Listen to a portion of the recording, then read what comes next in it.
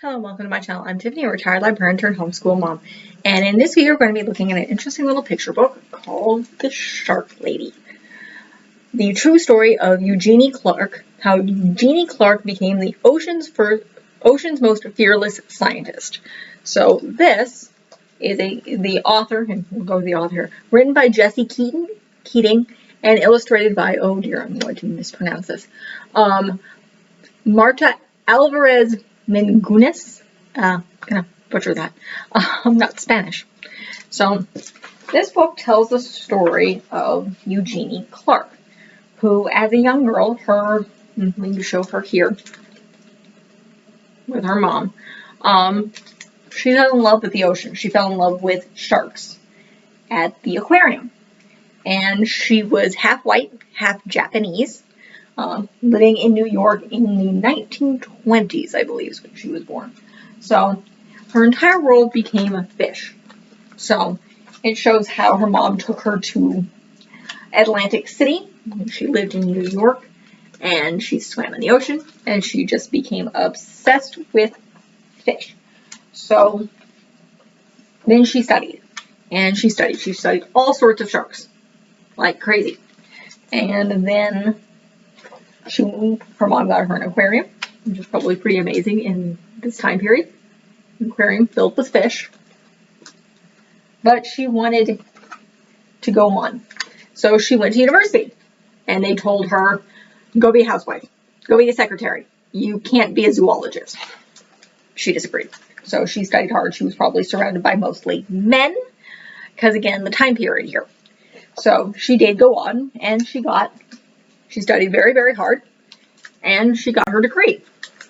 And then she went to the Mediterranean, and she discovered 3 new types of fish in the Red Sea: the Red Sea sand diver, the barred Xena pupfish, and the volcano tripefin. So she discovered all 3 of these fish.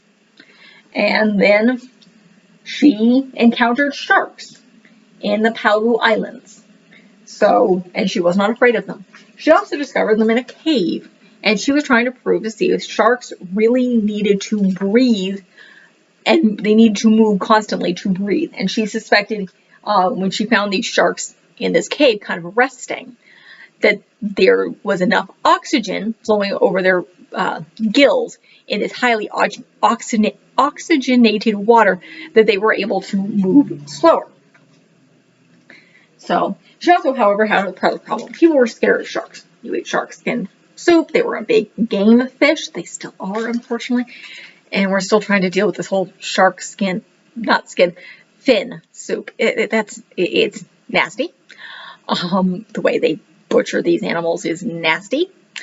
If you're not aware of what they do quite frequently, they cut the fins off while the sharks are alive and throw them back into the water to drown. So, yeah. And it's cartilage. They're literally cutting off cartilage for, it's a status symbol. And it's really, really stupid. And I think they're trying to stop it. So, but she went on and she proved the sharks were not stupid, that they could learn. So she trained a shark.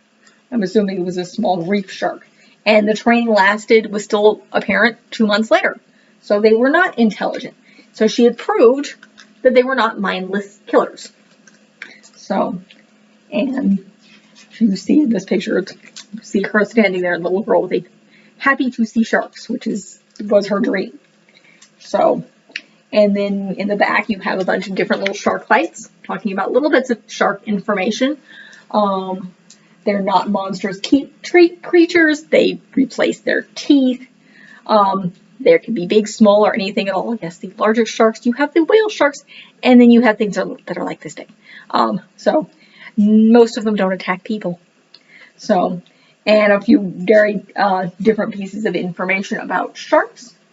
And then it talks about Eugenie's life. So it has a whole thing. She was born in 1922. She goes to college in, she gets her, bachelor's degree in 1942, so during World War II. And then she gets her master's in zoology in 1946.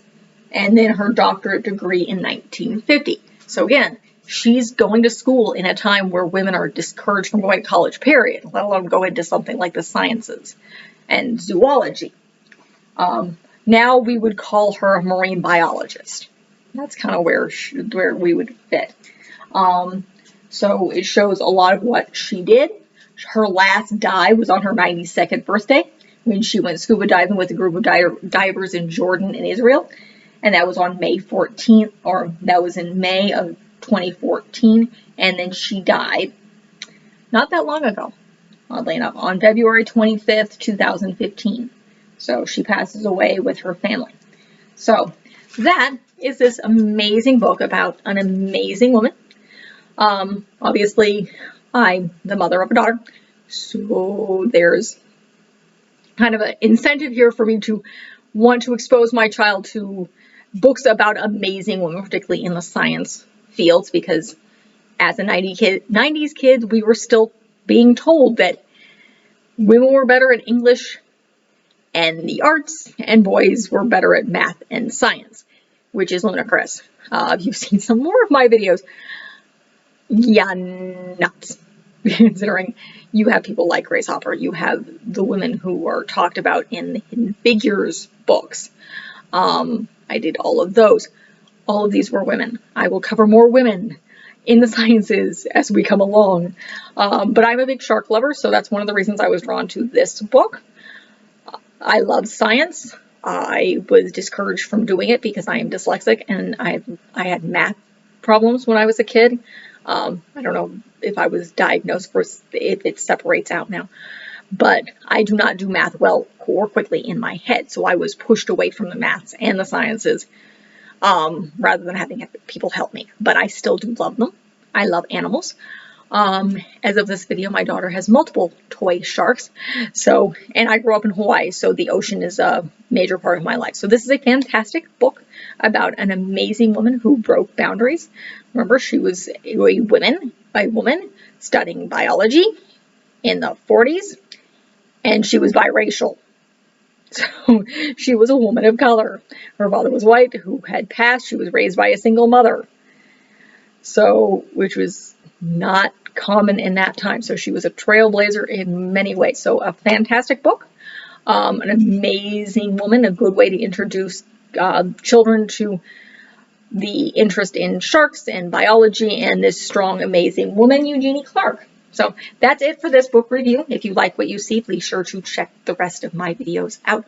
I do a lot of books like this. I do a variety of other different children's books. Some were teen, depending on if they're educational. I do film reviews, not updated stuff. I have a 2-year-old. Going to the movies is not something that's happening. Not to mention, this is being filmed during the pandemic. This is being filmed in October of 2021. So the pandemic is still going on. So we're not really going out much yet. We're trying. We're hoping to get there. I do have travel reviews. I have a couple already up. We're hoping to add more as time goes on. So be sure to like and subscribe, check out what I've got, and look forward to more. Thank you.